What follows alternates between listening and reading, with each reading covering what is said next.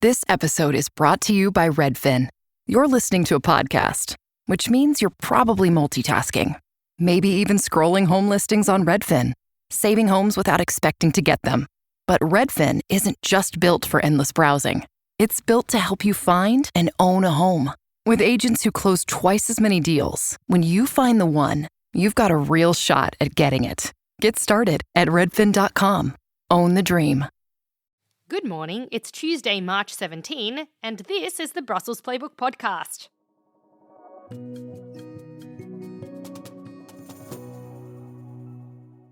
The vibe in Brussels today is, well, it's a little bit of the calm before the storm ahead of the European Council Summit this Thursday.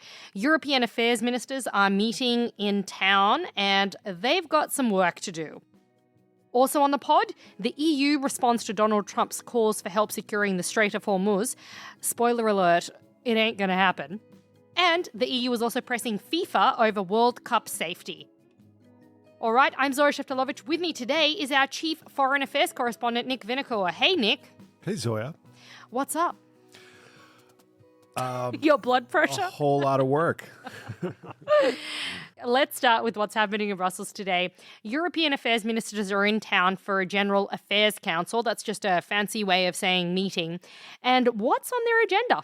So first thing will be to prepare the gathering of EU leaders, which is happening on Thursday. The ministers will go through draft conclusions, something we've had our hands on, a few drafts already. There's Russia's war against Ukraine, competitiveness, the next EU budget, and the latest developments in the Middle East. Of course, Iran, the war there is going to overshadow this summit.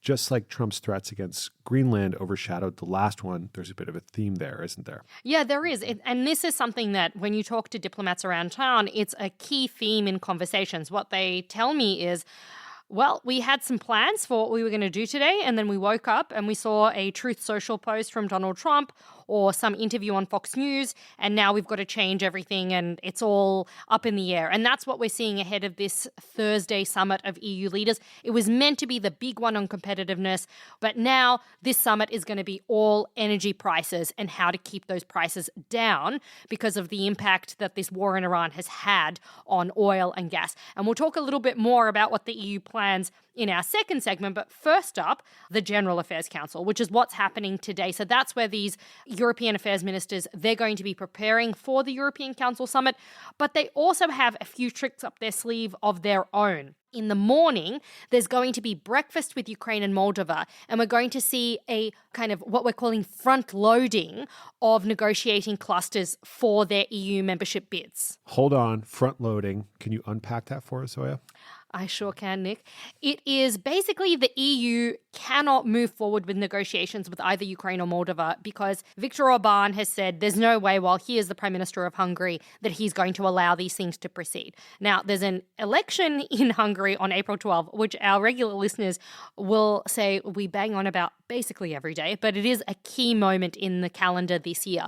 Ahead of that, what the EU is trying to do is get started on giving Ukraine and Moldova its homework of what it needs to reform, what changes it needs to make to its institutions, to its laws, so that both of them can be really advanced in their bids to join the EU. Phased accession, something like that? Something like that, yeah. So the plan is basically we're going to give Ukraine and Moldova all of the work that they need to do to kind of get to where they need to be at to join the EU. And, you know, while Viktor Orban is blocking these negotiations, they can already be working on what they need to change. So we already saw the first lot of these negotiating clusters. They were given over late last year. And now this is the second half of that homework that Ukraine and Moldova are going to get today. And there's something going on with Montenegro, if I'm not mistaken. That's right. So this is before the General Affairs Council, and then after the General Affairs Council, there's going to be a meeting with Montenegro where the EU is going to announce that it has closed the 14th negotiating chapter of Montenegro's EU bid. I mean, that's a fancy way of saying Montenegro is moving full steam ahead on its negotiations. So they're ahead of the pack at this stage. They are absolutely ahead of the pack. So that's the top and tail of the General Affairs Council. But there's actually a little guts in that council as well, and that's going to be this really interesting shift on proxy voting for members of European Parliament. I like the top and tail and the guts, really evocative. Tell us about proxy voting. So basically, currently, the European Parliament doesn't have provisions for women who are pregnant. So if you've had a baby and you're not there in the European Parliament to vote on various pieces of legislation, you lose it. You can't use it, so you lose it. And the plan is basically the hope is 2029, which is when the next EU election will occur, that from that mandate for the European Parliament, women who are pregnant, they will be able to cast a proxy vote. So that means give their vote to one of their colleagues to cast. And the plan is basically for 3 months before the birth is expected and then 6 months after for that to be an option. Sounds about right. It does sound about right. And a lot of national parliaments have made these sorts of provisions already. And this is kind of normalizing it at that EU level. There's also the discussion about the multi-annual financial framework, the budget. I had a chance to sit down with Austria's Europe Minister, Claudia Bauer, and talk about Austria's push against the idea of EU institutions spending more on their own staff. So they got a coalition of 9 countries together to protest this and say, your plans to hire 2,000 more staff are not going to fly. And I asked for some of the justification behind it. And she said, well, we can't go to our voters in Austria and say, well, we're cutting back on public services and we're downsizing the government under pressure from Brussels and also greenlight this extra spending for EU institutions. Now, that may not go down very well here in Brussels, where the services say they're strained, but it's certainly a big issue for them there. There is a real rush to get the negotiations for this budget done this year, because next year is the French election, and there is a real fear that if the French presidency goes to the far right, that may gum up all EU decision-making. And this sort of discussion is going to really make things difficult.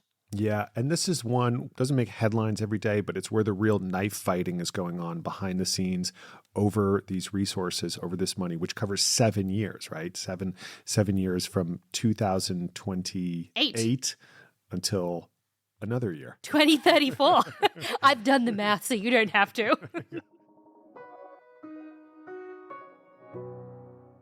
Well, we've got to move on to our second story. It's the Iran war and getting oil flowing through the Strait of Hormuz again. Now, you were covering the Foreign Affairs Council, which is a meeting of the EU's foreign affairs ministers yesterday. And basically, we went into that meeting with the EU's top diplomat, Kaja Kallas, saying the EU is exploring options to get that strait open again. And she left saying, yeah, no, not going to happen. Yeah, it was a classic case of EU whiplash. We start the day by exploring options. We may do a Black Sea initiative with the UN. We may expand our EU maritime missions in the region. And by the end of the day, it was no can do on any of those. And what's come out from the minister's statements is that they say, well, if Donald Trump wants us to help out in the Strait of Hormuz, then he can make a formal request via NATO. But there you have a country like Poland, which has really been one of the closest U.S. allies through all its recent wars, saying, we're expecting that request, we'll review it, but the president has already said no Polish troops to the region. So that's effectively a blanket no to Donald Trump on any kind of participation in the Iran war. This is the Polish president, Karol Nawrocki, who is one of Donald Trump's biggest fans and allies in the EU, and he's saying no way. Yeah, and it really shows where they split, right? Where a lot of these far-right politicians, anything that has to do with interventionism, acting outside their borders, it's just a no can do, no interest in joining in. And the bottom line here is that this is once more a real question in terms of the viability and long-term kind of existence of NATO, because Donald Trump made this bombastic statement saying, basically NATO is in doubt if these countries don't come to my aid. And by the way, he was talking about NATO as they, not us, despite the fact that NATO is very much an us for the US. So it is once again a debate that is raising questions about the future of NATO. And we've also got some pretty strong statements from some of the EU's other countries. We've got the Luxembourgish Deputy Prime Minister Xavier Bettel. He said his country isn't going to give in to blackmail from the United States to participate in the Iran war. Yeah, Luxembourg won't send any ships. Not clear they have ships, but they're not sending them to the Strait of Hormuz. No ships, no guns. Nothing. Just a whole lot of nothing for Luxembourg. Well, that's going to be landing quite well with Donald Trump, no doubt, when he hears all of these no's.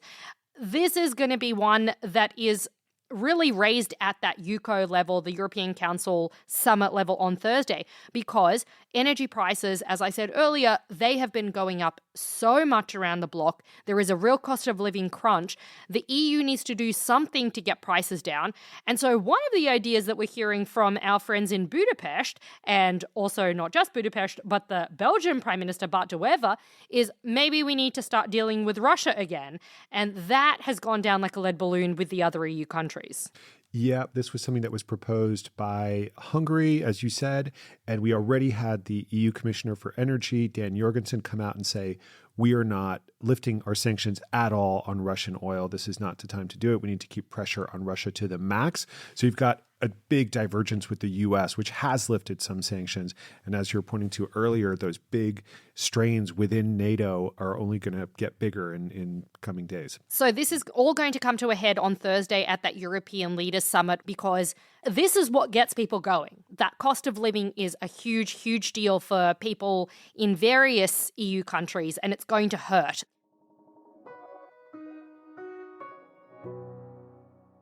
Nick, let's move to our last story of the day.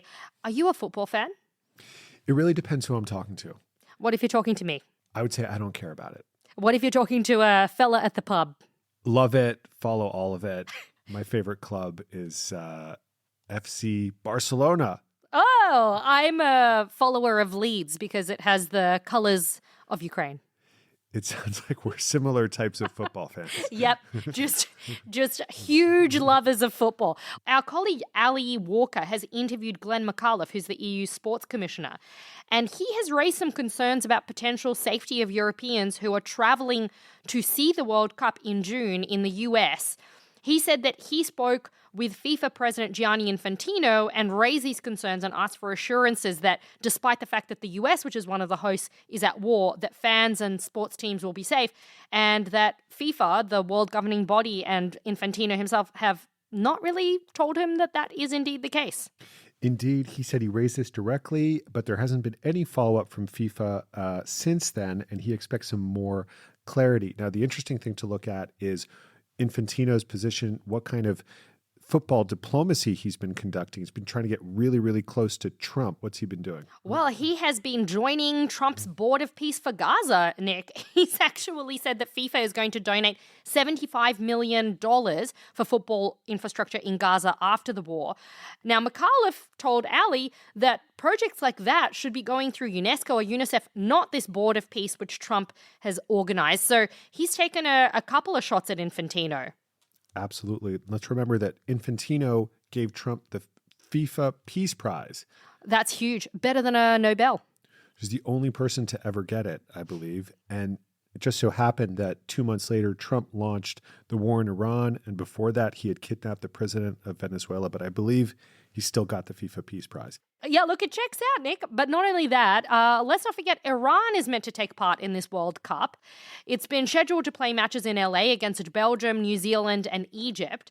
And the Football Federation of Iran has actually said, hey, maybe the US should be booted out of the Football World Cup because they've declared war on us.